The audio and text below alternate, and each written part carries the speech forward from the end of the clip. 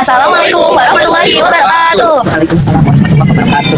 Oke, halo teman-teman semua. Jadi kami di sini ingin mewawancarai Bu Eli tentang nasi liwet. Sebelum kita memulai wawancara, alangkah baiknya kami memperkenalkan diri masing-masing dulu. Perkenalkan, nama saya Evelina Delia Sujiadi. Perkenalkan, nama saya Ahmad Fernel Lestari. Perkenalkan, saya Nailar Safala. Perkenalkan, nama saya Muhammad Agni Hanis. Perkenalkan, nama saya Rizky Apoyolianto. Haikal. Oke, baik. Langsung saja ke pertanyaan pertama yang akan dibacakan oleh Agni Hanis. Bu, apa sih rahasia yang membuat nasi liwet itu aromanya kayak gurih, aromatik gitu lah? Oke, terima kasih sudah Ibu menjadi salah satu referensi ya mengenai seputar nasi liwet. Dan Ibu yakin bahwa kamu sudah mengetahui sejarah, kemudian dari daerah mana, kemudian keberadaan nasi liwet itu disukai oleh siapa. Intinya adalah memang dari Sunda sekarang sudah menasional, dan harapan kita adalah bahwa kuliner kita itu juga bisa merambah ke Asia, ke ASEAN, ke Asia dan mendunia gitu ya.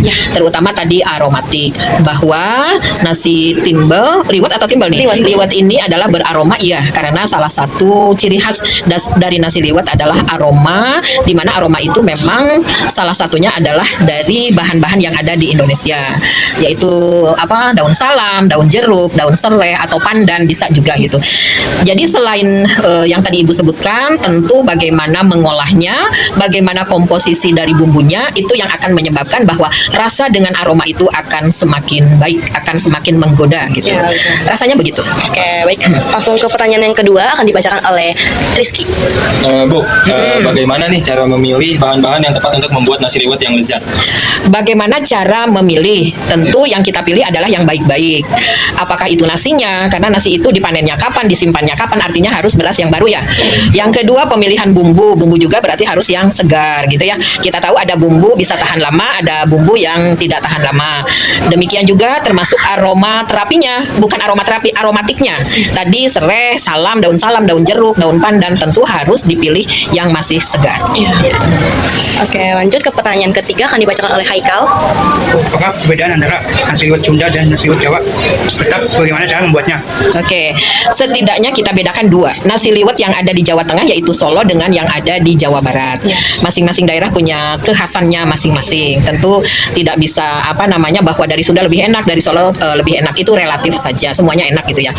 Dan itu tentu mempunyai kebiasaan-kebiasaan dalam pemilihan bahan baku atau bumbu-bumbu. Nah, kalau dari Sunda itu salah satu bedanya tidak memakai santan. Tapi kalau kekinian tentu akan disesuaikan dengan selera masing-masing, tapi aslinya tidak menggunakan santan. Sementara kalau dari Solo itu adalah menggunakan santan. Yang kedua, temannya itu lauknya gitu ya. Lauknya itu juga akan berbeda. Kalau Sunda, kesundaan ya lalap, kemudian ikan asin gitu ya. Dan yang lainnya disesuaikan dengan kemauan yang si pembuat tersebut.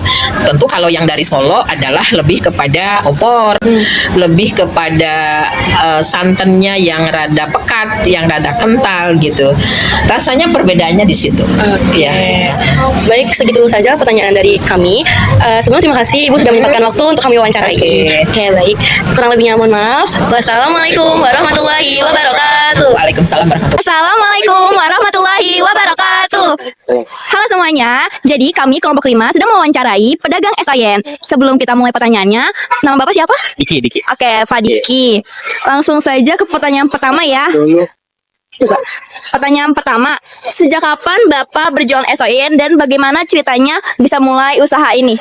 Sejak 2019 ya, saya mulai usaha ini. Dulunya saya kerja serabutan apa aja gitu, entah proyek lah, apa aja perjualan yang lain-lain.